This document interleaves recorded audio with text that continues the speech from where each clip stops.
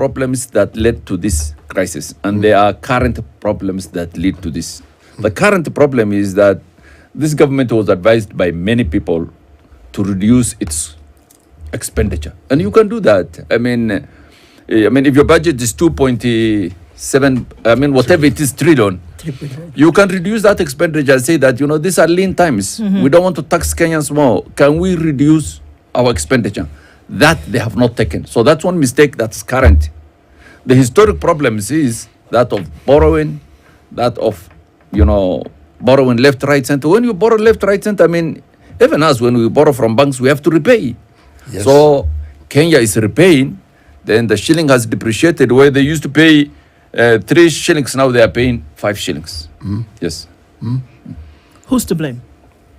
I'm asking that question carefully, right? Because you've established something in terms of your opinion on this was going to happen. It was inevitable. Yes. Right? It's obvious who's to blame. My friend will not be happy, but the historic part of it is the handshake government. The historic part of it. The current problem. Senior counsel, why would I not be happy? No, because you have previously been not happy when I say something about the handshake government. So the historic issues of borrowing, the overindulgent, that pinch borrowing, it is Uhuru's government that's really to blame, because some of the borrowing was not necessary. Some of the borrowing, we don't know how it was spent. The current problem, which is a combination of poor communication and a decision not to cut your expenditure, it's the current administration that's to blame. So the part B of that question then would be, would it make it any easier, right? Things are still going to be up there. Would it make it any easier if the communication was constant, and if the real situation, and maybe not with this arrogant non-communication issue that you speak of, if that was happening, would it make this pain that Kenyans are currently feeling a little bit easier to bear, in your opinion? Absolutely. I think communication is always important. It's always important for the ruler to communicate, in a very, to explain themselves, to show empathy, to show people that, this is a dire situation we are facing. They need to cut their expenditure. Look at the way they spend money. Everybody talks about it. Every minister who has come to office has bought new cars. That's a lot of money. That's money you could have saved. So, the priorities of this government is wrong, but Kenya faces a lot of problems. I would have a different perspective. Go ahead.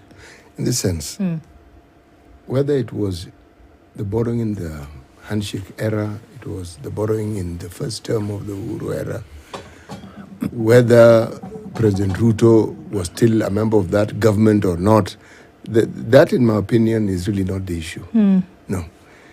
The issue is what it is that those who are elected to be in positions of authority and superintend our lives, and who are given the mandate to look after our lives, how they go about it.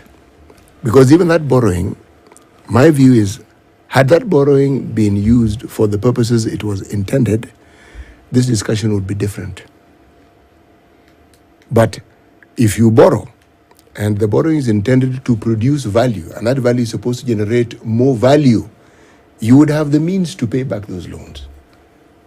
But if that doesn't happen, it doesn't matter whose government it is, then we will find ourselves in this situation where you've borrowed, but you actually do not have the means to pay. That's one. Secondly, historically, we've seen our lived experience. Every time we are beholden to IMF or World Bank or the Bretton Woods institutions, we saw this in the Moi era, we will be throttled. Because it isn't as though we will be an independent nation. We will be at their behest.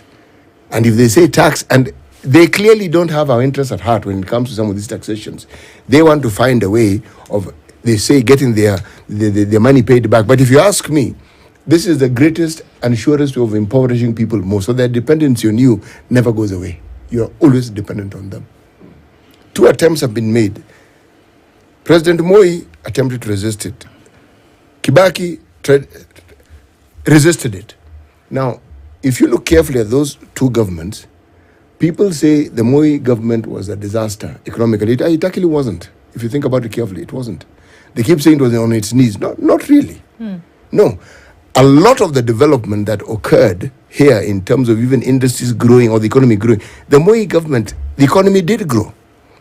What the Kibaki government inherited was a government where structures had gone completely off.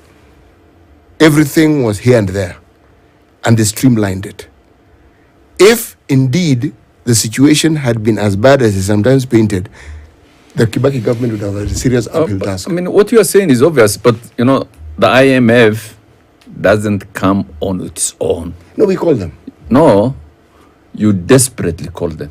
When you mess up your economy, when you are almost going bankrupt, you come to them and say, we're in trouble here, please Save can you us. help us? So they write a prescription for you, taking cognizance of your situation in terms of desperation.